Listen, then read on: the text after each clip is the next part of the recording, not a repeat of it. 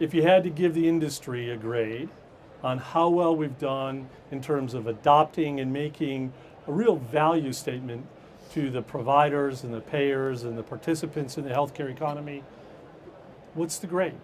I would give the industry an incomplete, maybe a D minus if I was harsh. I mean, we're not moving electronic data in any volume today.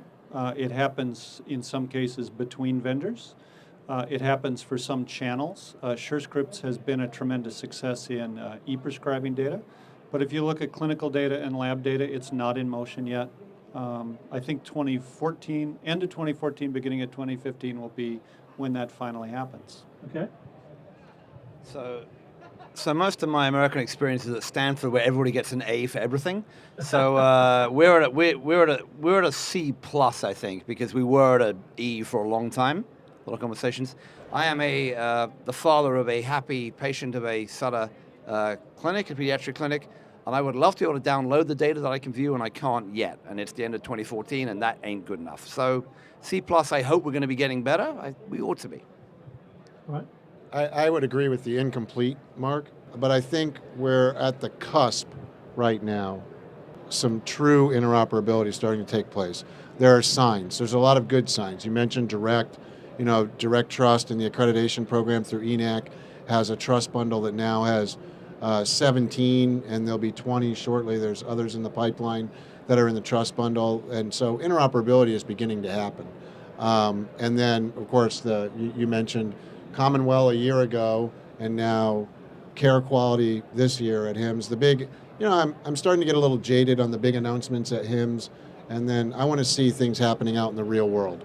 And so I agree that the 2014, the end of 2014 going into 2015, I'm a little nervous that people aren't going to be up to the challenge of meeting the policy implications of view online, download, and transmit for the transitions of care for stage 2 meaningful use. Those two components of both patient engagement and HIE are going to be difficult for the providers and the vendors to team together to meet. So I think there's a good policy framework in place to push interoperability. There's a lot of smart people working on good technology solutions right now, and hopefully we're going to see that. So I can't really I would have to give a lower grade. I'm a hard grader. I'm not you C plus guys. You got to do pretty good to get a B, right? I'll be generous and give it incomplete.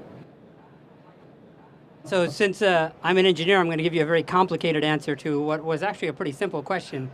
I see things, if you look at it from a marketing perspective, we're finally at a point where pretty much everyone is talking about it, which means now there's a chance, there's a light at the end of the tunnel that we can all see that we're all driving towards. So for the marketing, communications, et cetera, I'd probably give us a B plus, A minus. The only way I would improve that is if we started talking a little bit more about specifications and what it means to be interoperable, rather than let's just say be interoperable or have a good network. Now, the second piece of actual data flowing in between events where patient safety and improvement of care would happen, that's a miserable F. Then there's the issue of two critical areas, which are the basic standards and protocols and the associated specifications that engineers need to begin their job.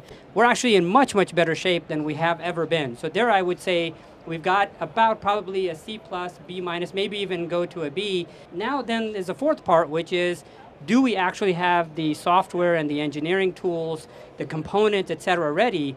There we're probably at about a B also. Reality is, number of direct messages still being sent today is dismally low, potentially a failure. Number of actual transmissions of connections between providers of different sorts is still pretty low. So with that, from that respect, you have to say that we're not doing well. The good news, though, is that the specs that we need and the engineering tools that we need are in place, which means that buyers can start demanding it without sounding crazy. That's the whole thing. So if we can see buyers starting to demand it, if us standing here can say, yes, it's possible to do, and Chris as a buyer says, yes, I'm not buying your stuff until it is interoperable, that's when I think we'll see the tide turning. Until demand exceeds the supply, which is really where we're looking at, that's where I think will be problematic.